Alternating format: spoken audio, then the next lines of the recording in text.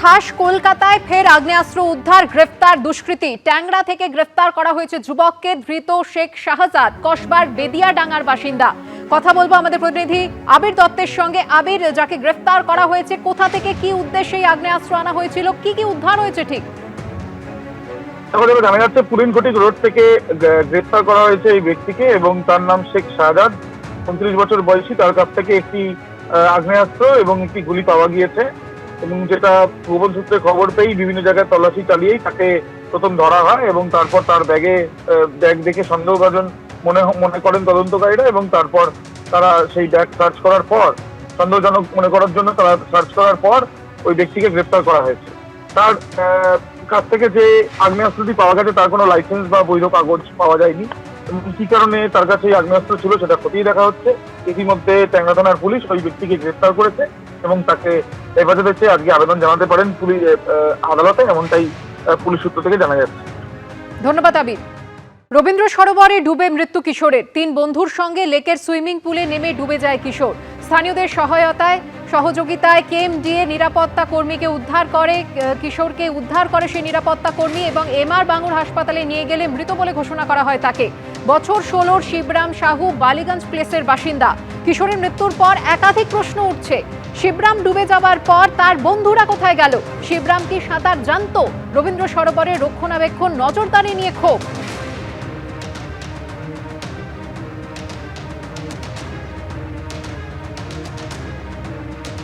সাত সকালে লেকে সাঁতার কাটতে এসে ডুবে মৃত্যু। যেখানে আমরা দাঁড়িয়ে আছি রবীন্দ্র সরোবর লেক, সেখানে এই যে পাবলিক সুইমিং পুল রয়েছে সেখানে শিবরাম সাহু নামে 16 বছর বয়সী এক কিশোরের মৃত্যু হয়েছে এমনটাই জানা যাচ্ছে। আপাতত যেটা তদন্ত করে পুলিশ জানতে পারছে যে 3 জন বন্ধু মিলে এসেছিল সাঁতার কাটতে গিয়ে হঠাৎ করেই বাকি 2 জন বন্ধু দেখতে পায় যে ওই শিবরাম সাহু, যার খোঁজ মিলছে না। পরে পুলিশকে খবর দেওয়া হয়। পুলিশকে খবর দেওয়ার পর পুলিশ এসে এখানে সার্চ অপারেশন চালায় এবং তারপর তাকে উদ্ধার করা হয়। প্রাথমিকভাবে যেটা মনে করা হচ্ছে, তাকে এমআর বাঙ্গুর হাসপাতালে যখন নিয়ে যাওয়া হয় তাকে মৃত বলে ঘোষণা করা হয়। যেটা অনুমান যে সাঁতার কাটতে নেমেই ডুবে গিয়ে তার মৃত্যু। মূলত এই সুইমিং পুলের ঠিক আশেপাশে যে শ্যাওলা বা এই জাতীয় যে গাছগুলো রয়েছে, সে ঝাঁঝি বলা হয়, সেইগুলোয় পা আটকে এই ধরনের ঘটনা ঘটতে পারে সন্দেহ করা হচ্ছে। তারা সাঁতার জানতো কিনা কেউ জানে না, কিন্তু তাদের একজন বন্ধু বলছে সে সাঁতার জানতো না। সে সাঁতার জানতো না, অথচ তাকে সাঁতার শেখাচ্ছিল যে মারা গেছে সেই ছেলেটা। তাকে কাঁধের ওপর তুলে তাকে জাম্প দেওয়াচ্ছিল। তা এটা কীরকম ব্যাপার? ওই 2টো ছেলে ওরা কোনো রকমে উঠে এসছে, কিন্তু ও ওই ঝাঁঝিতে পা জড়িয়ে ও তলিয়ে। পুরোটাই তো মেনটেনেন্সের সমস্যা। আমরা অনেকবার বলে গাফিলতি তো বটেই। যার দায়িত্বে আছে কেএমডিএ কাস্টেডিয়ান একটা পাবলিক সুইমিং পুল খুলে দিয়েছে। এখানে এত লোক আসছে, এত রবিবার দিন শয়ে ছেলে আসছে সাঁতার কাটতে, তা তাদের কোনো দায়বদ্ধতা নেই?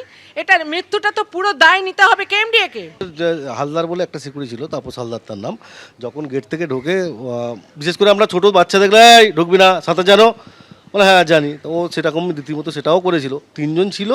তারপরে তার মধ্যে একজন এসে আমাদেরকে যখন বললো, সঙ্গে সঙ্গে আমরা যারা চান করছিল তাদেরকে বললাম একটু দেখো তো। সঙ্গে সঙ্গে তারা জায়গাটাকে একটু করে করলো। তার মধ্যে আমরা পুলিশকে ফোন করলাম। এই জায়গাটাই অ্যাকচুয়ালি তুলে এখানে রাখা হয়েছিল। এই কটাই ঝাঁঝি ছিল তার গায়ের মধ্যে। মেনটেন্স হয়, হয়তো আর একটু ফাস্ট হলে ভালো হতো। ইতিমধ্যে অভিযোগ উঠছে গাফিলতির, অভিযোগ উঠছে যে রক্ষণাবেক্ষণের, কিন্তু সিকিউরিটি গার্ডের তরফ থেকেও জানিয়ে দেওয়া হলো, অর্থাৎ কর্তৃপক্ষের তরফ থেকেও জানিয়ে দেওয়া হলো যে রক্ষণাবেক্ষণের কাজ চলে, তবে আরও বেশি মাত্রায় হলে সেই ক্ষেত্রে আরও সুবিধা হবে বলেই তাদের বক্তব্য। যদিও এই ঘটনার পরিপ্রেক্ষিতে ময়নাতদন্তের রিপোর্ট কি আসে সেই দিকেই নজর দিচ্ছেন পুলিশ আধিকারিকরা। অস্বাভাবিক মৃত্যুর মামলা রুজু করে তদন্ত শুরু করেছে রবীন্দ্র সরোবর থানার পুলিশ। ক্যামেরায় অতনু কুণ্ডুর সাথে আবির দত্ত, এবিপি আনন্দ, কলকাতা।